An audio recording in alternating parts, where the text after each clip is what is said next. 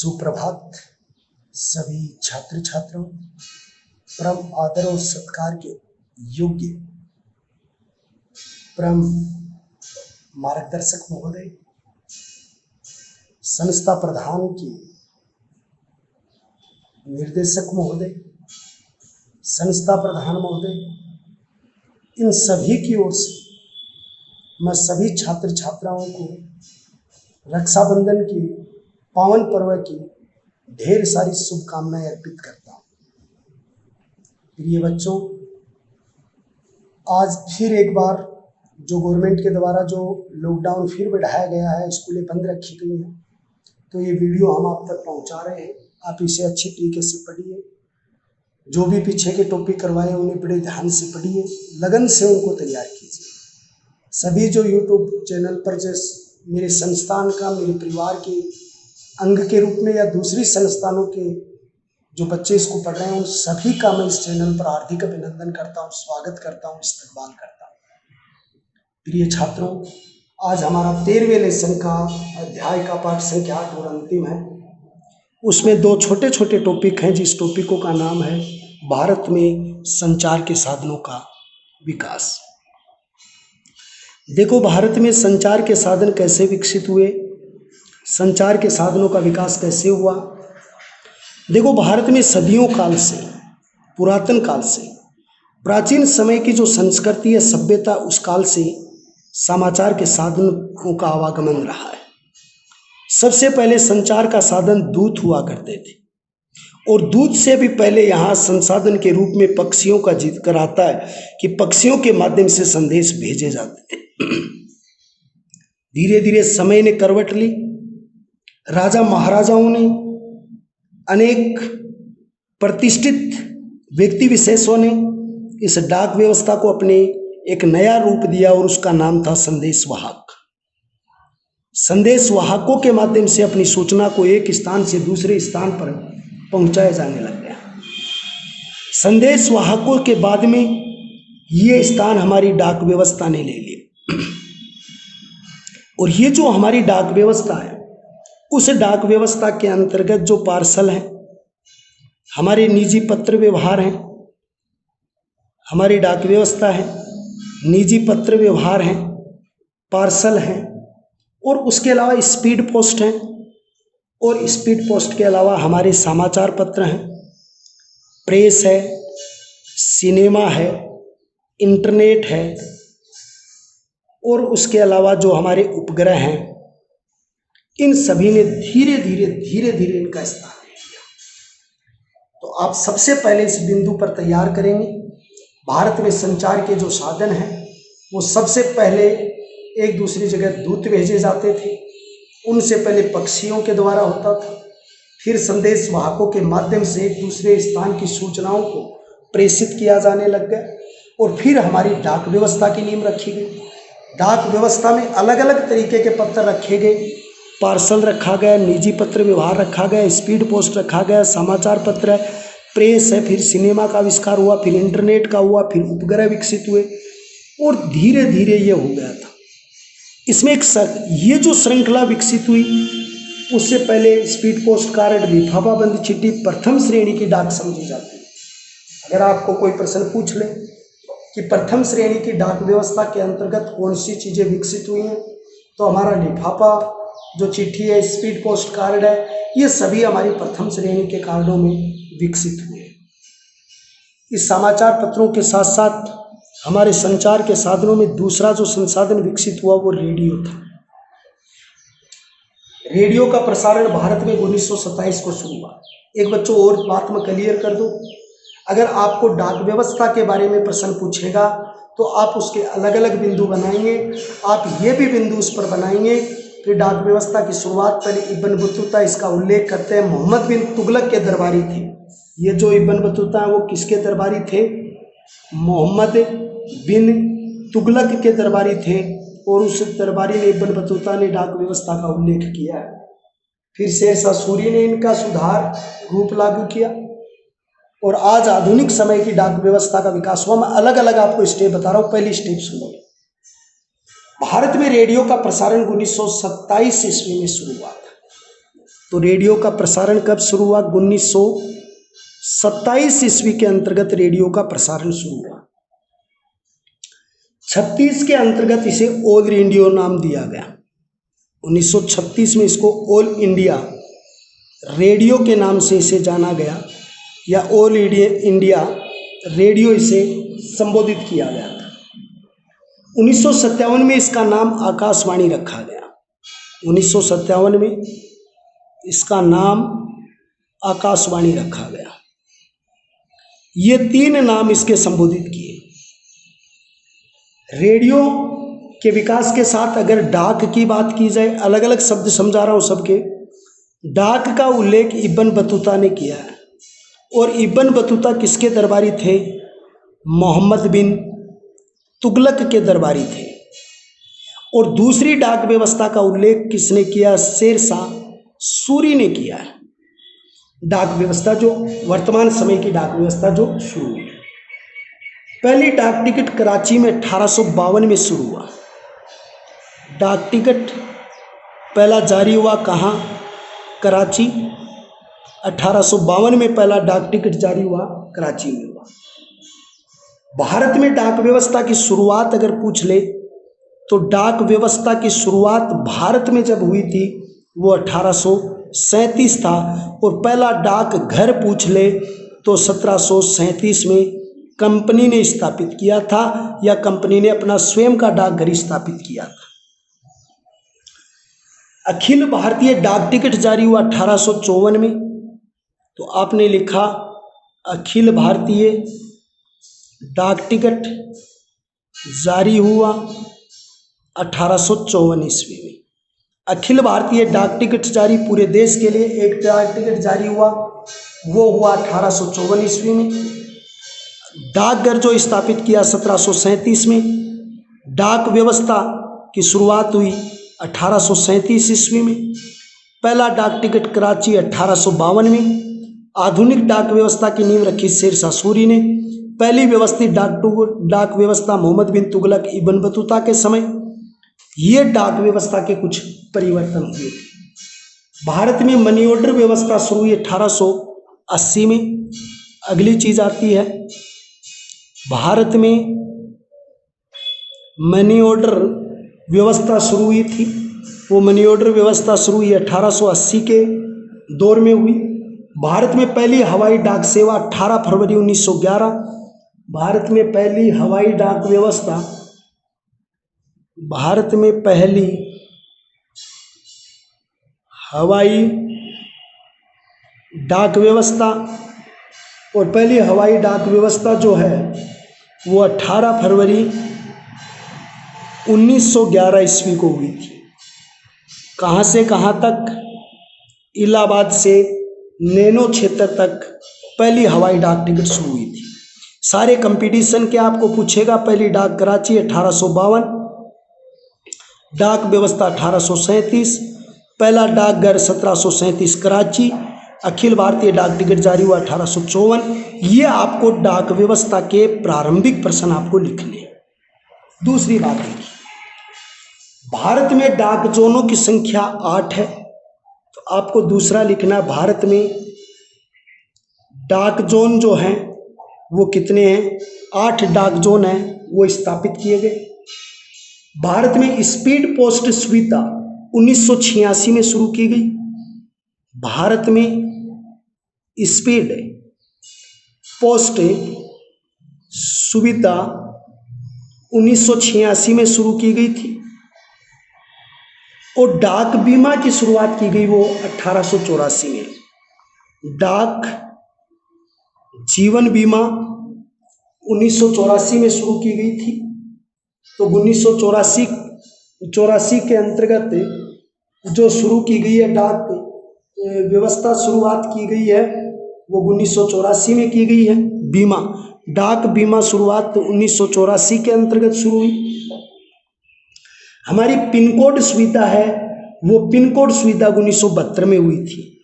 उसके बाद कौन सी सुविधा शुरू हुई? पिन कोड सुविधा। और पिन कोड सुविधा 1972 में शुरुआत हुई थी। जैसे पिन कोड आते हैं 333305, 33330022, उसके बाद में 002, 022, ये जो अपने अपने गांव के अलग अलग होते हैं। तो पिन कोड 1972 के अंतर्गत जो शुरुआत हुई थी।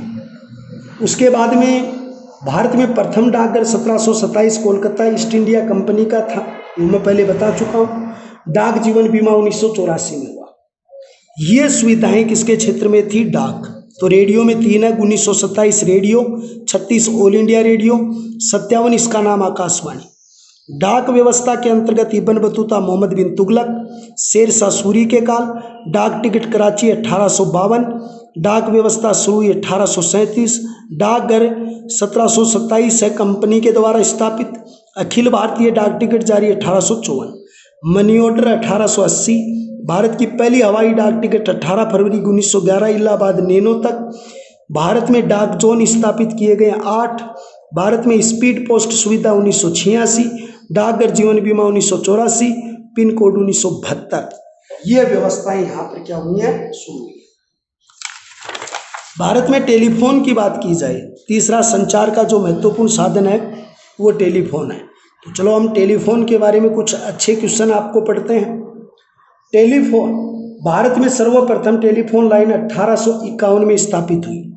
तो आप यहाँ पर लिखेंगे, ये समझेंगे बेटों। प्रथम टेलीफोन लाइन 1851 और 1851 में कहाँ से कहाँ तक थी? डायमंड हार्बर से कोलकाता। डायमंड हार्बर से कहाँ तक थी? कोलकाता तक थी। तो 1851 डायमंड हार्बर क्षेत्र से कोलकाता के मध्य टेलीफोन लाइन हुई थी। टेलीफोन की प्रथम सुविधा, अगर पहला टेलीफोन जो लगाया गया, टेलीफोन जो शुरू हुआ, टेलीफोन की प्रथम सुविधा जो हुई वो हुई थी 1881/1882 ईस्वी में पहले टेलीफोन की सुविधा। प्रथम स्वचालित एक्सचेंज, जो टेलीफोन का एक्सचेंज होता है, जो एक संगठन होता है, एक समूह होता है, तो आप लिखेंगे कि टेलीफोन का प्रथम स्वचालित एक्सचेंज। तो आपने लिखा टेलीफोन का प्रथम स्वचालित एक्सचेंज। ये स्वचालित एक्सचेंज जो है वो स्वचालित एक्सचेंज हुआ, वो कब हुआ? 1914 से 1913। तो 1913/1914 के अंतर्गत स्वचालित हुआ। उसके बाद प्रसार भारती, ये एक चैनल था, ये प्रसार भारती की शुरुआत हुई 1997 ईस्वी के अंदर। ये दूरदर्शन का हिस्सा था। टेलीफोन के साथ साथ अगर बात की जाए दूसरे नंबर पर तो दूरदर्शन के मामले में क्या क्या सुविधाएं हुई वो देखिए। 18 मई 1918 को राष्ट्रीय चैनल शुरू हुआ। 18 मई 1918 ईस्वी को भारत में राष्ट्रीय चैनल की शुरुआत हुई थी। भारत जो नेशनल चैनल कहते हैं, राष्ट्रीय चैनल की शुरुआत की गई है वो 18 मई 1918 ईस्वी को की गई है। भारत में टेलीविज़न की शुरुआत 15 सितंबर 1959 में हुई। भारत में जो टेलीविज़न आए वो भारत में टेलीविज़न स्वतंत्रता के बाद आए थे, आम आदमी तक पहुंच तक बने थे। टेलीविज़न की जो शुरुआत थी 15 सितंबर 1959 को दिल्ली में प्रथम टेलीविज़न के रूप में विकसित किया गया। 1982 में दूरदर्शन का राष्ट्रीय प्रसारण शुरू हुआ। 1982 में दूरदर्शन का राष्ट्रीय, उससे पहले रेडियो पर ही होता था राष्ट्रीय रूप में। 1982 में दूरदर्शन का राष्ट्रीय प्रसारण शुरू हो चुका था। उसके बाद में डायरेक्ट टू होम DTH की शुरुआत 16 सितंबर 2004 को हुई। डायरेक्ट टू होम, और डायरेक्ट टू होम जो है वो कौन सा है? DTH है। तो DTH की जो शुरुआत है वो कब हुई? 16 सितंबर 2004 ईस्वी को इसकी शुरुआत हुई थी। BSNL का गठन भारत संचार निगम लिमिटेड, भारत संचार निगम लिमिटेड, और उसकी शुरुआत जो आप जिसको BSNL कहते हैं, उसकी शुरुआत 1 अक्टूबर 2000 ईस्वी को हुई थी। इंटरनेट की शुरुआत जो भारत में हुई, वो इंटरनेट की शुरुआत 1995 में हुई थी। ये आपके दूरदर्शन संबंधी मामले। तो टेलीफोन की प्रथम लाइन हुई वो 1851 में डायमंड हार्बर से लेकर कोलकाता क्षेत्र के मध्य हुई। टेलीफोन प्रथम जो 1881 टू 82, टेलीफोन का प्रथम स्वचालित एक्सचेंज कोलकाता के अंतर्गत 1913-14 के अंतर्गत हुआ था। फिर दूरदर्शन है जिसमें प्रसार भारती 1997 ईस्वी में आया। 18 मई 1918 को संपूर्ण भारत के लिए एक राष्ट्रीय चैनल बनाया गया, लेकिन संचालित नहीं हुआ। भारत के अंतर्गत टेलीविजन की शुरुआत जो आया टेलीविजन 15 सितंबर 1959 को। 1982 को दूरदर्शन पर राष्ट्रीय प्रसारण शुरू हुए। उससे पहले यह केवल रेडियो पर हुआ करते थे। 2004 के अंतर्गत DTH होम केबल शुरू हो चुकी थी। भारत संचार निगम लिमिटेड BSNL 2000 ईस्वी के अंतर्गत गठित हुआ था और इंटरनेट की शुरुआत 1995 ईस्वी के अंतर्गत हुई थी। ये भारत का संचार के क्षेत्र में एक अति महत्वपूर्ण क्षेत्र विकसित हुआ था। सेल्यूलर फोन की सेवा 1995, अगर आपको सेल्यूलर, जिसको आप मोबाइल कहते हैं, सेल्यूलर फोन सेवा वैसे छोटे स्तर पर हो चुकी थी 1995 ईस्वी के अंतर्गत हुई। भारत में STD की शुरुआत 26 नवंबर 1960 को हुई। भारत में STD की शुरुआत 26 नवंबर 1960 कहाँ से कहाँ तक हुई है? कानपुर व लखनऊ के मध्य। भारत में STD की शुरुआत 26 नवंबर 1960 कानपुर और लखनऊ के मध्य हुई। मोबाइल नंबर पोर्टेबिलिटी MNF की सुविधा, जिसको आप पोर्ट करवाते हो, सिम को एक दूसरी सिम में जो करवाते हो, ये मोबाइल नंबर की जो व्यवस्था थी, मोबाइल नंबर पोर्ट जिसको आप कहते हैं, पोर्टेबिलिटी, इसकी शुरुआत जो हुई थी, जिसको आप NFP कहते हैं। M से मोबाइल, N से नंबर, P को मतलब पॉपुलरिटी की सुविधा पूरे देश में जो शुरू हुई, वो पूरे देश में कब शुरू हुई थी? 20 जनवरी 2011 को इसकी शुरुआत हुई थी।